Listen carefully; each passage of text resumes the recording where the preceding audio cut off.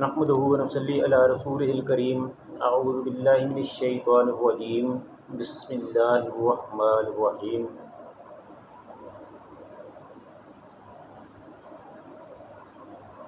انا اعطیناک الکوثر فصل لربک وانحر ان شانئک هو الابتر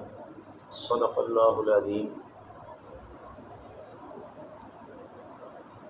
ہر قسم کی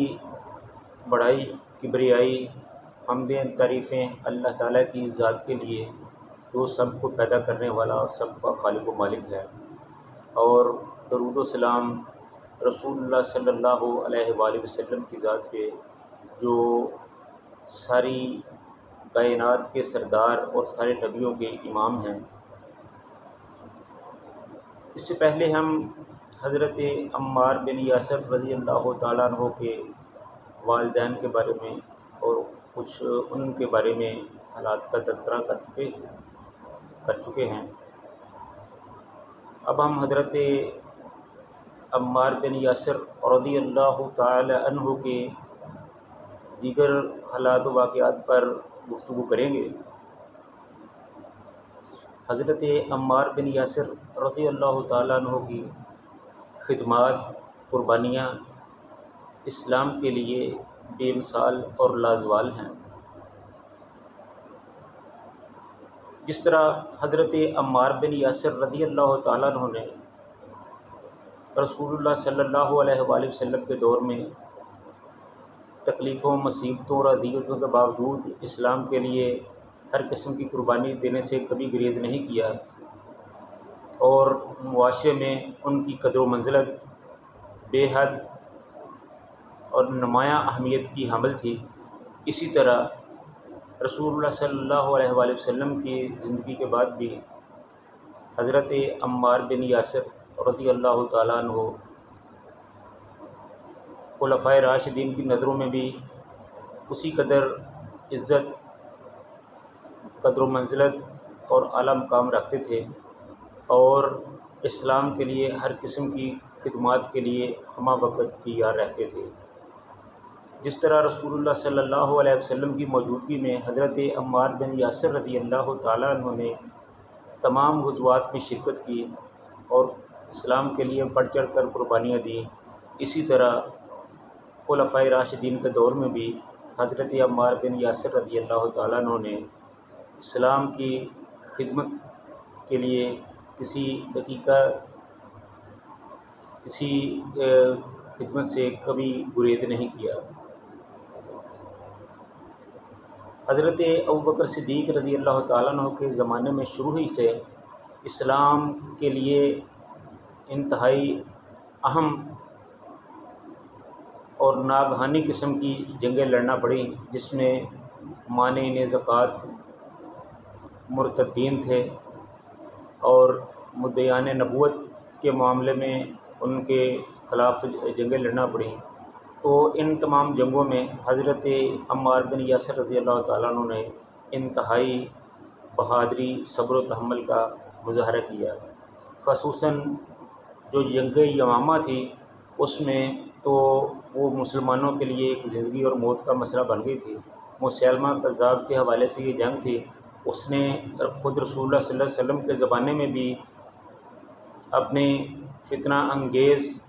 سیاست اور نفرت پر مبنی معاملات کو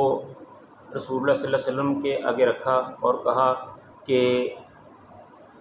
جس طرح تم اللہ کے نبی ہو اس طرح میں بھی اللہ کا نبی ہوں، چلو نبوت کو آدھا آدھا تسلیم کر لیتے ہیں، جو جس علاقے میں تم ہو وہاں تم نبی، جس علاقے میں میں ہوں وہاں کا میں نبی ہوں۔ تو حضرت رسول اللہ صلی اللہ علیہ وسلم نے اس کی ان بکواسات کو یکسر مسترد کر دیا اور کہا کہ تم جھوٹے ہو اور جھوٹوں کا انجام برا ہوتا ہے، لہذا تم اپنی ان کارروائیوں سے باز آ جاؤ ورنہ تم اپنے انجام کو پہنچ کے رہو گے۔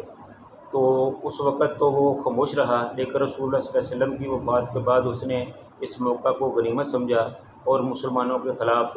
ایک بہت بڑی نفرت انگیز مہم چلائی، جس کے نتیجے میں جنگ یمامہ ہو گئی۔ اس جنگ میں تقریباً 1000 رسول اللہ صلی اللہ علیہ وسلم کے صحابہ شہید ہوئے، اور تقریباً 100 کے قریب حفاظ قرآن پاک کے جو حافظ تھے وہ بھی شہید ہوئے۔ اور اسی جنگ میں حضرت عمار بن یاسر رضی اللہ تعالیٰ عنہ نے بھی بڑے جوش و خروش سے حصہ لیا، اور جنگ کے دوران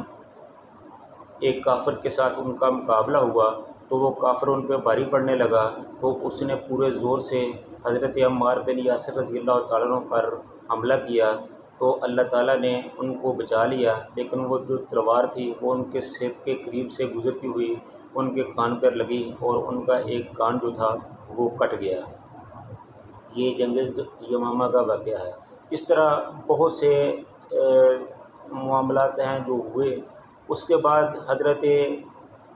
عمر فاروق رضی اللہ تعالیٰ عنہ کا دور آیا، تو اس میں بھی انہوں نے بھی حضرت عمار بن یاسر رضی اللہ تعالیٰ عنہ کو بہت زیادہ اہمیت اور فوقیت دی۔ اسلامی فوج کے سپہ سالار حضرت سعد بن ابی وقاص رضی اللہ تعالیٰ عنہ نے جب جنگ قادسیہ میں فتح حاصل کی، تو مدائن کی فتح کے بعد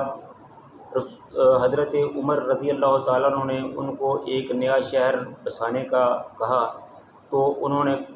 کوفہ کے نام سے دریائے فرات کے کنارے پر ایک نیا شہر آباد کیا۔ شروع میں تو یہ ایک چھونی تھی، فوجی چھونی تھی، لیکن آہستہ آہستہ یہ اپنے محل وقوع کی وجہ سے بہت ترقی کر گیا، اور یہ علمی، ثقافتی اور سیاسی مرکز بن گیا۔ تو حضرت عمر رضی اللہ تعالیٰ عنہ جو اس معاملے میں بڑی گہری نظر سے جائزہ لیا کرتے تھے، تو انہوں نے حضرت عمار بن یاسر رضی اللہ تعالیٰ عنہ کو کوفے کا والی عامل اور گورنر بنا کے بھیجا، اور اس کے ساتھ عبداللہ بن مسعود رضی اللہ تعالیٰ عنہ کو ان کا معاون اور معلم اور مربی بنا کے بھیجا، اور ان کو حکم دیا کہ آپ نے عوام کی معلومات کے لیے، عوام میں دین کی تبلیغ کے لیے ان کی رہنمائی کرنی ہے، اور وقتاً فوقتاً حضرت عمار بن یاسر رضی اللہ تعالیٰ عنہ کو سیاسی طور پر بھی